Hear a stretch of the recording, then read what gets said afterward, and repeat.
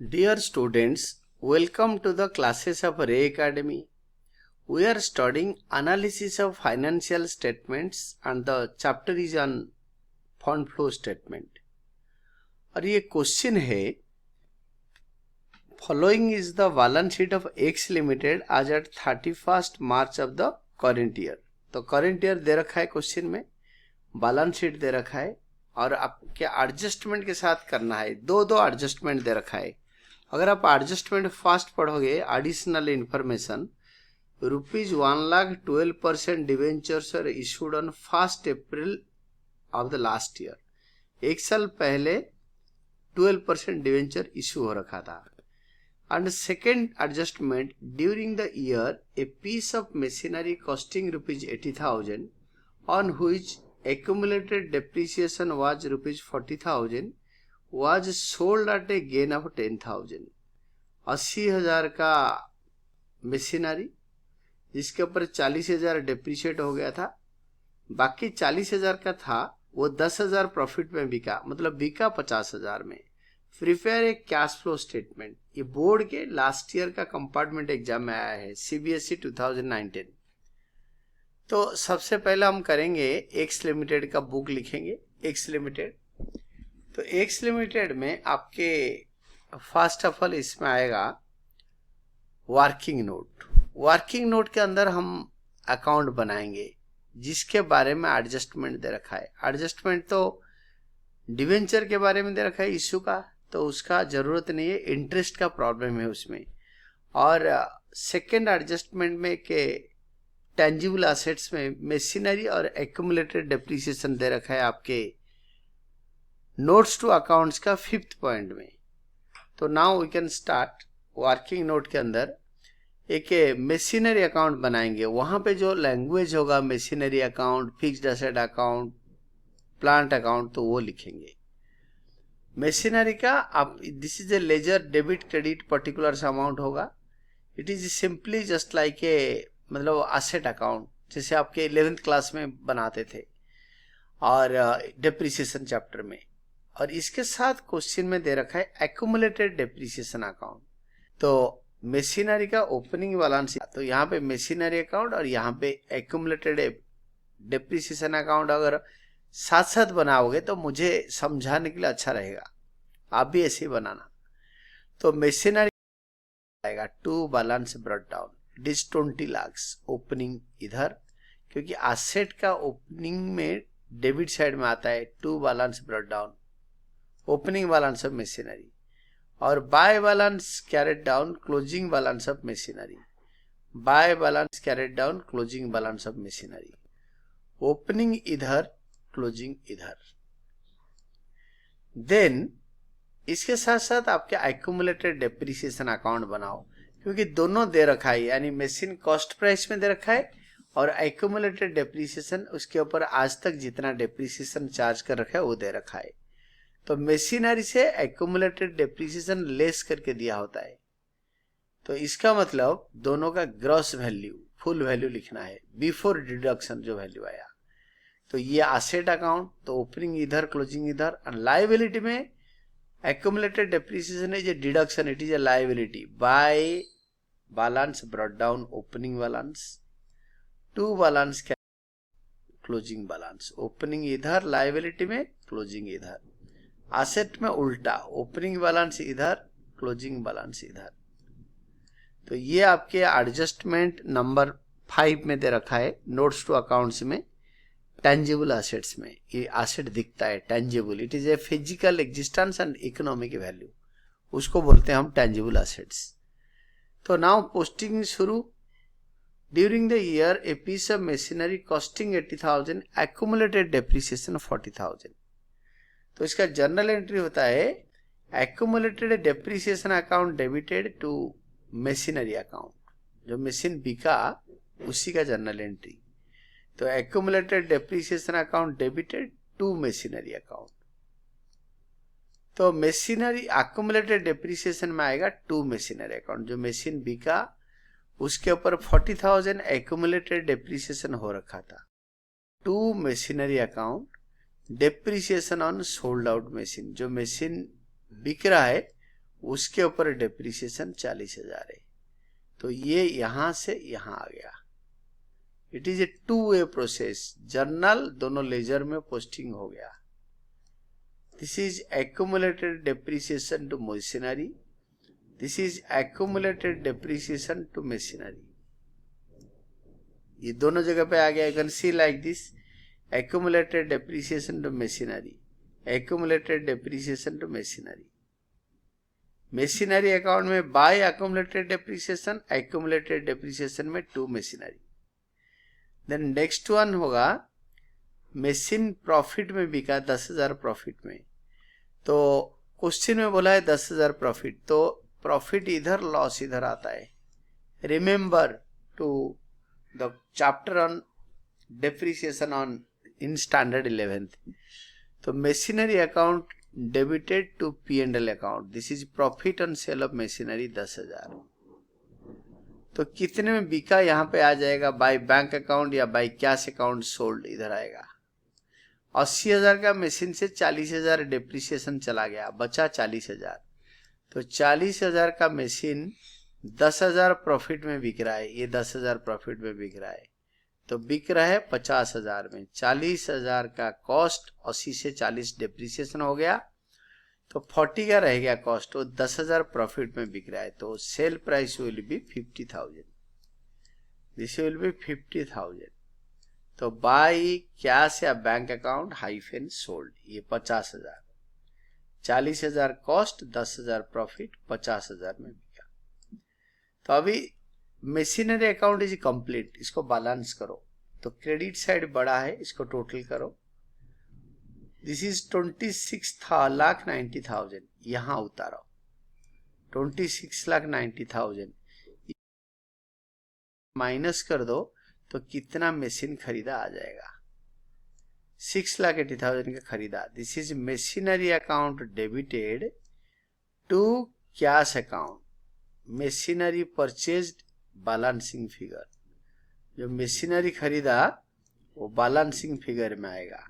Machinery account debited to cash account 6,80,000, machine खरीदा, machinery account debited to cash account, machine खरीदा तो पैसा गया, एप्लीकेशन ऑफ फंड्स। तो अभी क्या करेंगे ना, एक्यूमुलेटेड डेप्रिसिएशन अकाउंट को क्लोज कर देंगे। इसका डेबिट साइड पड़ा है 2,40,000, इसको क्रेडिट साइड में लिखो 2,40,000 माइनस 1,00,000। तो by statement of a profit and loss depreciation charge, this is balancing figure, तो ये इसी साल का डेप्रिसिएशन है, ये नॉन ऑपरेटिंग एक्सपेंसेस में ऐड होगा।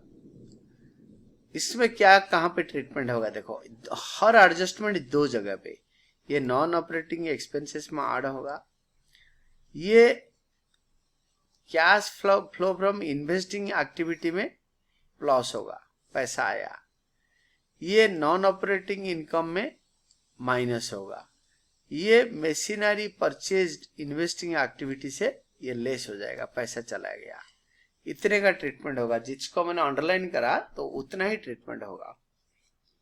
Now move out, calculation of net profit before tax and extraordinary items, ये मेन कैश फ्लो के अंदर भी कर सकते हैं, इसको वर्किंग में भी कर सकते हैं।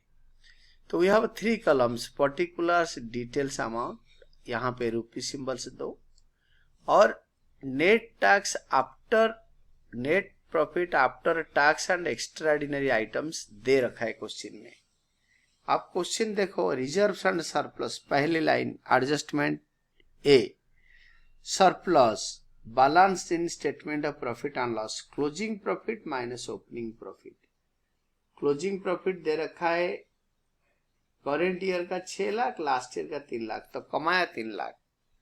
क्लोजिंग प्रॉफिट मतलब करेंट ईयर का बैलेंस 6 लाख है, और ओपनिंग लास्ट ईयर का बैलेंस है 3 लाख। 6 लाख से 3 लाख माइनस करने में हमारा प्रॉफिट आएगा 3 लाख। इसके साथ आड़ tax and extraordinary items, question अच्छी तरह पढ़ो, शॉर्ट टर्म प्रोविजंस और provision for tax for current year. मैं आपको बताता हूं शॉर्ट टर्म प्रोविजन के बारे में, आपको अगर पता करना है तो 4th adjustment, short term provision is provision for tax. ये करेंट ईयर का दे रखा है आपके 1,75,000 से 1,70,000, तो इसमें no, it is given to be 1,65,000 last year का, करेंट ईयर का 2 लाख। तो करेंट ईयर का यहाँ पे ऐड होता है और लास्ट ईयर का जो है वो tax paid cash generated from operation से माइनस होता है। तो ये 2 लाख इकलौता आइटम है और कुछ एक्स्ट्राऑर्डिनरी आइटम नहीं है, ओनली टैक्स इज देयर। तो इसको ऐड करके 2 लाख लिखो, 5 लाख, यहाँ पे 5 लाख लिखो। This is net profit before tax and extraordinary items. आप आफ्टर टैक्स के साथ टैक्स ऐड करने में ये before tax and extraordinary item बन जाएगा। ये 5 लाख को लेकर आप कैश फ्लो स्टेटमेंट स्टार्ट कर सकते हो। Net profit before tax and extraordinary items.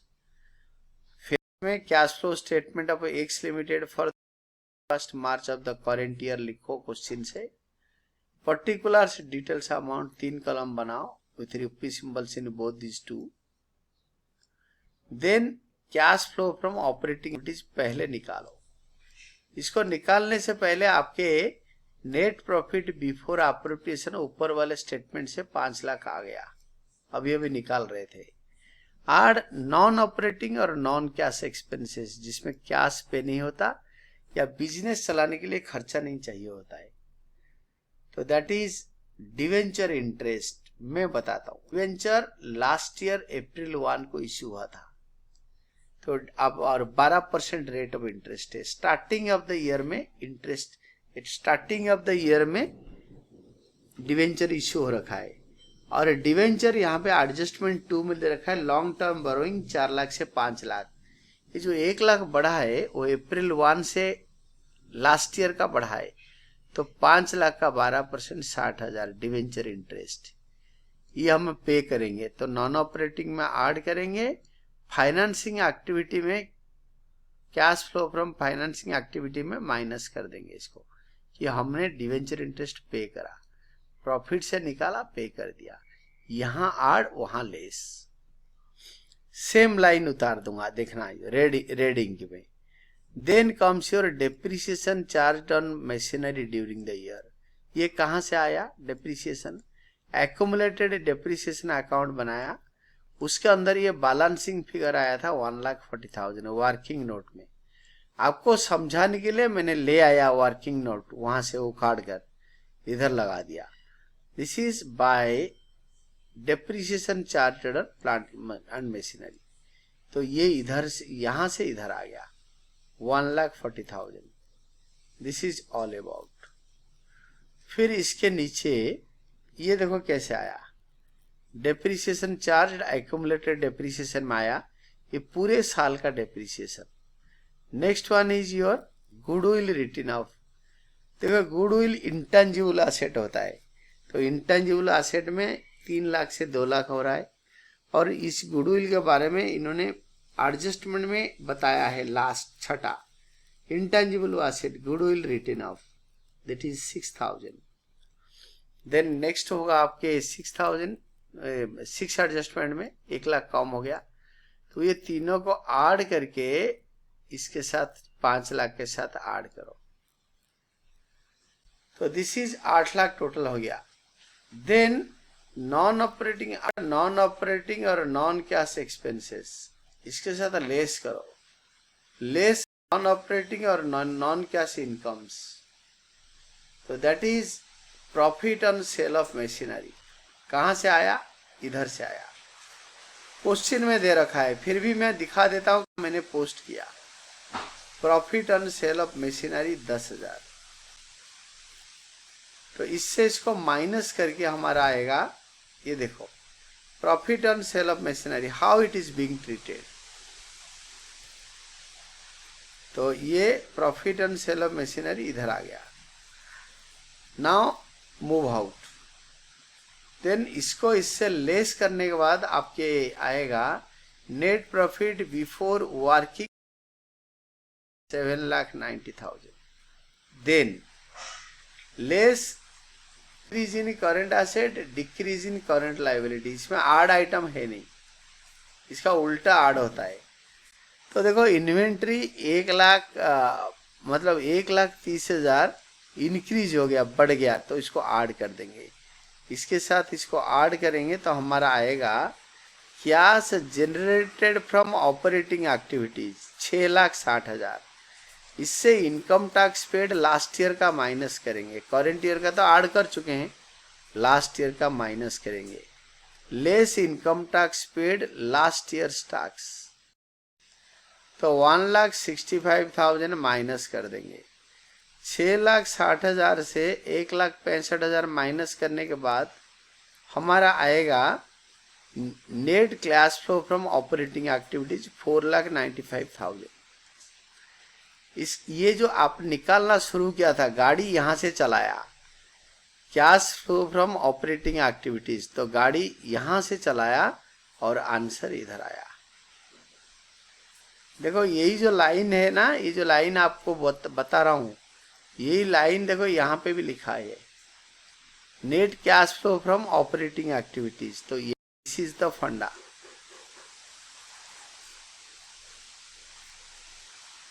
Then अगर एक बार ये हो गया तो फिर हम क्या करेंगे ना, नेक्स्ट पेज में चलेंगे, पेज खत्म हो गया तो आप बी पार्ट से शुरू करोगे। ए पार्ट तो हो गया, देन बी पार्ट होता है cash used in investing activities.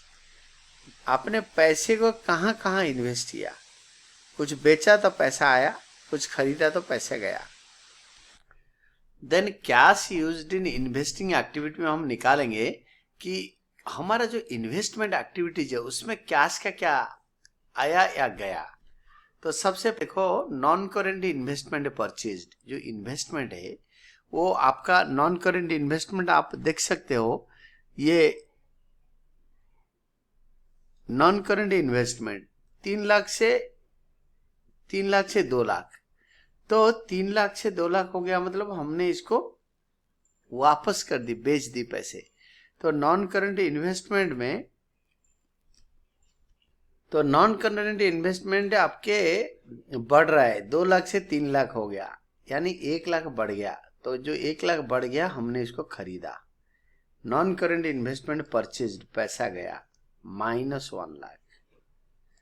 Then आपके मशीनरी परचेज्ड 6,80,000, कैसे आया ना, देखो मशीनरी अकाउंट हमने बैलेंसिंग फिगर लिखा था 6,80,000 to cash account machinery purchased, ये इधर से आएगा, हमारा आउटफ्लो हो गया, पैसा गया, इन्वेस्टमेंट खरीदा, मशीनरी खरीदा, ये ऐसे आया मशीनरी परचेज्ड।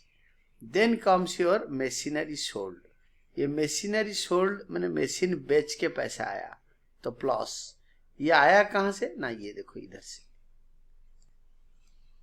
और इसको और देखोगे तो this is like this, machinery purchased 50,000 का मशीनरी सोल्ड करा, पैसा आया plus, then this is your machinery sold, ये दोनों को माइनस और ये प्लस, कैलकुलेशन करने पर हमारा आएगा -7,30,000। This is cash used in investing activities, used in, अगर प्लस में आता तो कैश फ्लो फ्रॉम होता। Then C part finance activity, cash flow from financing. Here equity share capital बढ़ रहा है, आपने देखा इक्विटी शेयर कैपिटल बढ़ रहा है, इट इज मतलब बिकमिंग लाइक दिस कि आपके 17 लाख से 19 लाख हो रहा है, 17 लाख से 19 लाख हो रहा है, 2 लाख बढ़ गया तो पैसा आया, तो ये हो गया plus. Then comes your long term borrowings, 4 lakh से 5 लाख हो गया, तो हमने लोन लिया, बोरो किया, 12% लॉन्ग टर्म बोरोइंग है। इसका डिटेलिंग करने के लिए आप नोट्स टू अकाउंट्स 2 देखो, तो उसमें दे रखा है, आपने 2 लाख का 1 लाख का इश्यू कर दिया, पैसा आया। Then next one is your short term borrowings और बैंक ओवरड्राफ्ट, ये घट रहा है 5,000, क्योंकि शॉर्ट टर्म बोरोइंग्स में 1,75,000 बिकेम 1,70,000, और ये शॉर्ट टर्म बोरोइंग अपना वर्किंग नोट्स टू अकाउंट्स 3 में देखो, शॉर्ट टर्म बोरोइंग आपके 5,000 घट गया, तो आपने उसको पे कर दिया माइनस। और एक रह गया था डिवेंचर इंटरेस्ट 5 लाख का 12%।